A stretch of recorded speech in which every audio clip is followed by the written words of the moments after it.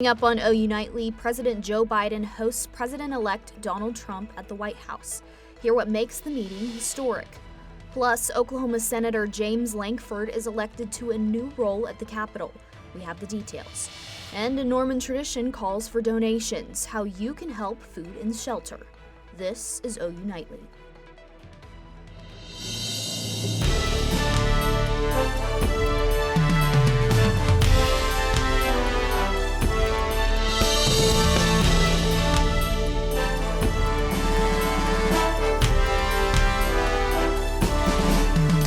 Thanks for watching OU Nightly. I'm Chloe Arroyo.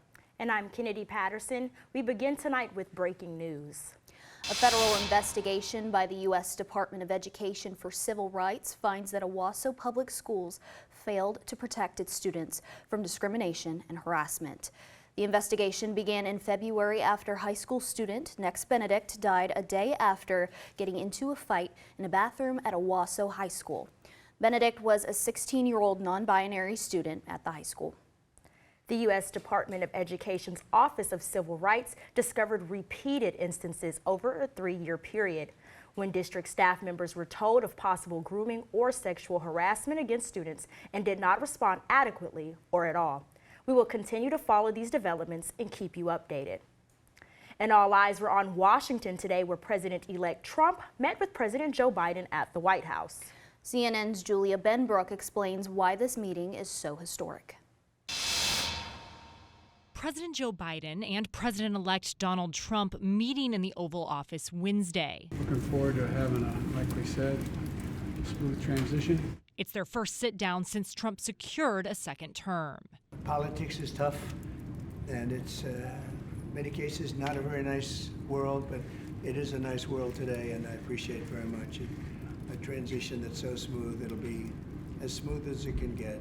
It's a tradition for the outgoing president to host the incoming commander-in-chief after the election. But Trump did not host Biden in 2020, as he fought the election results based on falsehoods about voter fraud. He also chose to skip Biden's inauguration. Following a disappointing loss for the Democratic Party, Biden has been intentional in his efforts to endorse the sanctity of the election and acknowledge Trump's victory. Campaigns are contests of competing visions. The country chooses one or the other. We accept the choice the country made. This meeting comes as Biden works to secure his legacy and Trump prepares to take office, tapping loyalists for key positions that offer a glimpse into how certain policies may be implemented. According to people familiar with Trump's plans, South Dakota Governor Kristi Noem will be asked to lead the Department of Homeland Security, and sources say Florida Senator Marco Rubio is his top choice for Secretary of State. Reporting at the White House, I'm Julia Benbrook. As President-elect Donald Trump names new members of his administration, his party gears up to take control of the House. As of right now, AP News says that Republicans hold 217 seats in the House, just one away from the majority. Besides the historic Biden-Trump meeting, it was a busy day in politics across the country. OU Nightly's Willie Gillespie joins us from the newsroom with details on an Oklahoma senator elected to a leadership position and a recap of cabinet appointments made by President Trump today. That's right. President-elect Trump has been picking members for top White House and cabinet positions, just announcing he's nominating Florida Representative Matt Gaetz to be the Attorney General. Gaetz has been under investigation by the House Ethics Committee for sexual misconduct and drug use. Trump also tapped former Congresswoman Tulsi Gabbard to serve as Director of National Intelligence and Fox News host Pete Hegseth as Secretary of Defense. Oklahoma Senator James Lankford won an unopposed bid to become the vice chair of the Senate GOP Policy Committee, formally joining the Senate Republican leadership team. Now, Lankford represented Central Oklahoma in the U.S. House of Representatives for 4 years before being elected to the Senate in 2014. He replaces West Virginia Senator Shelley Moore Capito, who will now be the chair of that policy committee. American people have spoken and said we do not like the direction that the country is going, so let's get us back on a better direction. So this leadership team, President Trump, J.D. Vance, we're headed in a direction to be able to get the country back on the track that she is looking for. It's been a busy day in Washington. Our political team will keep following it. Chloe, Kennedy, Back to you. Well, thanks, Willie. An investigation is underway after a massive factory explosion in Kentucky. Julia Roberts has that and the rest of today's national and international headlines from the News Center. Chloe, we know at least 2 workers were killed and several others were hospitalized after a food dye plant exploded in a Louisville neighborhood Tuesday afternoon. At this time, officials says nothing hazardous was released and the cause is still under investigation.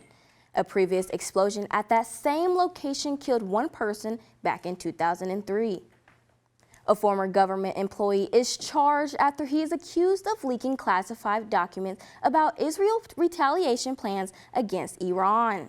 The Department of Justice alleges the former employee willfully kept and transmitted national defense information. He was reportedly employed by the CIA and had access to sensitive information. The man is due in court tomorrow. And Special Counsel Jack Smith reportedly plans to step down from his position before President-elect Donald Trump takes office for the 2nd time. Smith's investigation into former President Trump's effort overturned the 2020 election and his handling of classified documents led to several federal charges. Trump previously said he would fire Smith if he was to return to the White House, ending all cases against him. And for the holiday shoppers, Amazon has launched a new discounted storefront called Amazon Haul. Amazon says majority of the items are sold under $10. Back to you, ladies. Thanks, Julia. November has started out pretty wet and we're not even halfway done with the month, which means more opportunities for rain. Now, after the rain we saw last night, we were left with a sunny day on that walk to class today. Now, OU Nightly meteorologist Sam Patterson is here to tell us how long that sun will last. Sam? Yeah, that's absolutely right. Thankfully, we didn't see a ton of rain last night. We'll take a look at how much rain we'll see in just a little bit. Right now, though, like Chloe said, not too bad outside. 63 in Norman, 64 up in Oklahoma City. Taking a look around the state, Guyman a little bit cooler up at 57. Look behind me, you can see Idabel down at 74 degrees right now. Not too shabby for us across the state, but what we are having a problem with are these winds. Wind gusts right now 25 miles per hour down the I-35 corridor. These will continue for a little bit longer and then they'll clear out by tonight. Coming up, we'll talk about just how much rain we've seen so far this month. We'll be cool and dry for the next couple of days and when our storm chances will return. But again, coming up in just a little bit. All right, thanks, Sam. See you back in a bit. As that cooler weather starts to hit Oklahoma, the Circle K International organization is giving back to those who need it most. Colder weather means more layers. To help out, CKI met to make scarves for the local homeless community. By using fabric from blankets, they are able to give back to the Norman community. They've done so much to OU community, and we feel like making a contribution to giving back to what they've done is something that we really value here at OUCKI. The scarves will be donated to the Norman Food Shelter. CKI will continue to host events throughout the year to give back to the community. Now, still ahead, large wildfires threaten the Northeast and the death toll is rising. We'll give you the latest update and the cause behind the natural disaster. And as OU prepares for its final home game, campus is going out with a bang. Find out where and how when we return.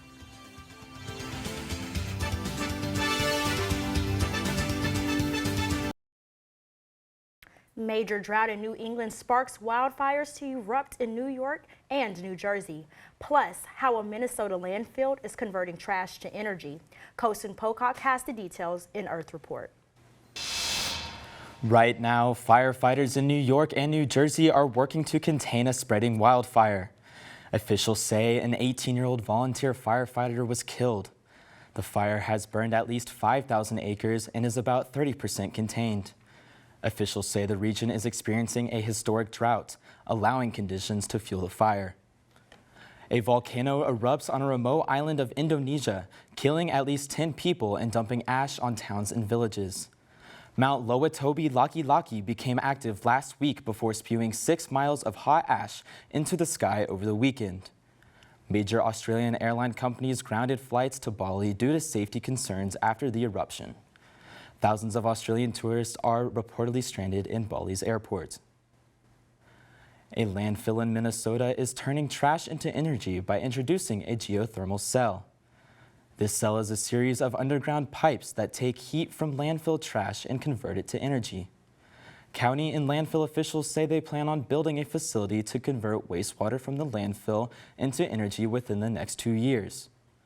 And 2024's last supermoon is coming up. If skies are clear, Oklahomans have a chance to catch a glimpse of the phenomenon through Friday night. Kennedy, Chloe. Thanks, Colson. Though Wesley is at it again with big news for the last football game at home. From smashing cars for Bash Texas Week to a new deal with ESPN, the Wesley announced that ESPN will be recording a podcast in their front yard for the game against Alabama.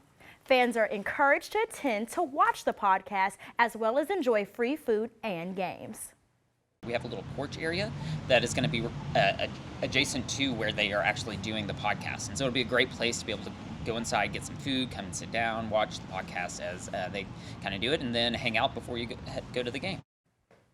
The podcast will be hosted before the game at the OU Wesley across from Dale Hall. Now looking for ways to give back to the holiday season? Well, you are in luck. Find out what a local organization needs to make Thanksgiving special for all. And we are tracking another round of storms. We'll take a look at that and more coming up right after this.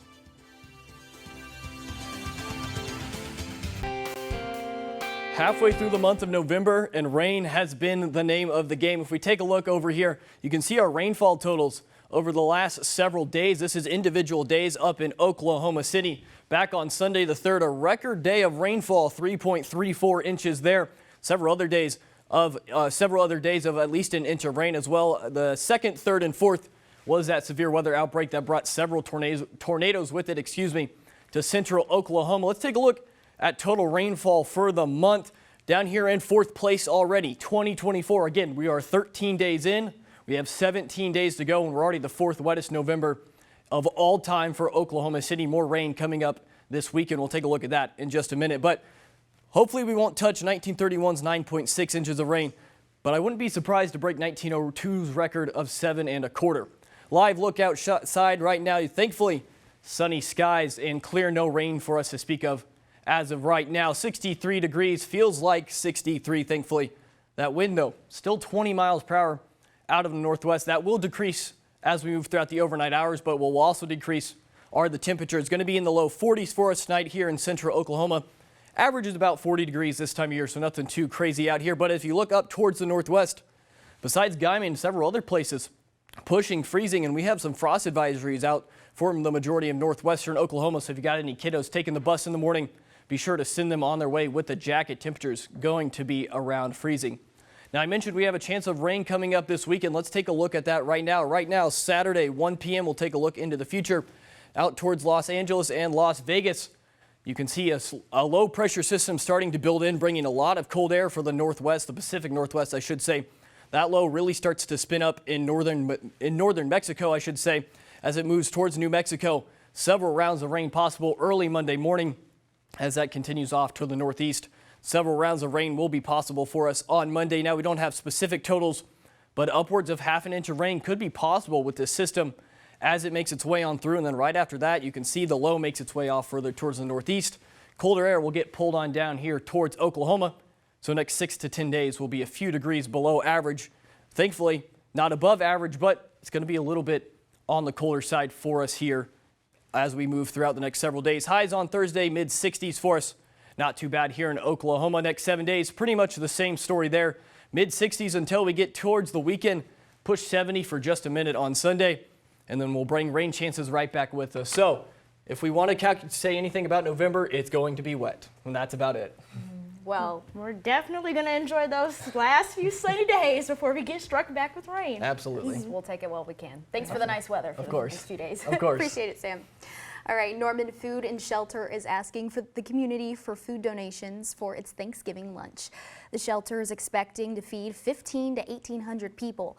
Jess Alvarez, the kitchen manager, says they have about 75% of what they need, but could still use some more turkeys, and hams, eggs, butter, or cooking oil, seasoning, and celery. Now, Alvarez says gatherings like the lunch gives people more of a sense of community during a time of the year that can be pretty lonely. Even if they don't want to receive a meal, they can come and help serve and sign up to help with setup, drinks, rolls, cleanup, but it's just being together, togetherness. Thanksgiving is all about being together. Food and Shelter's Thanksgiving lunch will take place on November 28th from 11 a.m. to 1 p.m. And it is a busy week for some Sooner pros. And one former Sooner is receiving an NFL honor. Our Hallie McPherson has that story and more coming up in sports. And the early bird took the worm this morning.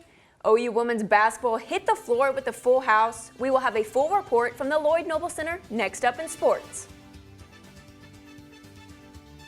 I'm Hallie McPherson, and it's time for sports. The OU women's basketball team hosted Western Carolina this morning. OU Nightly sports reporter Jack Horan has all the details on the win. The Oregon State transfer Reagan Beers was unstoppable against Western Carolina. She had 11 points in the first quarter and ended her day with 27 points and 9 rebounds. Both Van sisters played well. Skylar had 15 points and Zaya gave 12 points off the bench. The scoring came early and often for the Sooners as they defeated Western Carolina 122-56. It was also field trip day here at the Lloyd Noble Center, and in front of 6,000 kids, the Sooners appreciated a little extra help from the stands. Yeah, well, obviously it's very loud, but it gives us energy. That I said it before, but that's what it's all about. Like these games, this is one of my favorite games of the whole year. Yes, it's early, downfall, but that's what it's about. And we might have been able to inspire some little girl or some little boy to go on and play basketball, and that's really important to me personally. And so being a positive influence, positive role model, that's what it's all about. The 122 points scored today set a program record. Reporting from the Lloyd Noble Center, Jack Horan, OU Nightly. Thank you, Jack. And the Sooners added on to their squad today as 5-star point guard Keziah Lofton put the pen to the paper, signing with Oklahoma from Bethany High School, joining her old teammate and current Sooner, Zaya Van. The Thunder are back in the Paycom Center tonight, coming off a big win for Shai Gilgeous-Alexander and Jalen Williams, combining for 73 points against the Clippers on Monday, making them 9-2 on the season. The Pelicans will fly to OKC for 6:30 tip-off in the 405. Keeping it in the pros and into Los Angeles territory, Austin Reeves and the Lakers look to bounce back against the Memphis Grizzlies. After the Grizzlies gave them a 17-point loss last week, the purple and gold look to stay undefeated on their home court tonight at 9. Another Sooner pro, Kyler Murray, earned the NFC Player of the Week award after an elite performance leading the Cardinals to an impressive 31-6 win against the Jets on Sunday. Murray finished with 2 touchdowns on the ground, one passing for 287 total yards. Oklahoma volleyball is looking to keep their win streak alive. The Sooners had an impressive weekend in Mississippi, defeating Ole Miss and Mississippi State. Next up, they host a midweek matchup against Texas A&M tonight at 7. Kennedy, Chloe? All right, well, thanks so much, Hallie. Now, researchers make a new discovery right here in Oklahoma. Find out the name of the species that's causing the buzz when we return.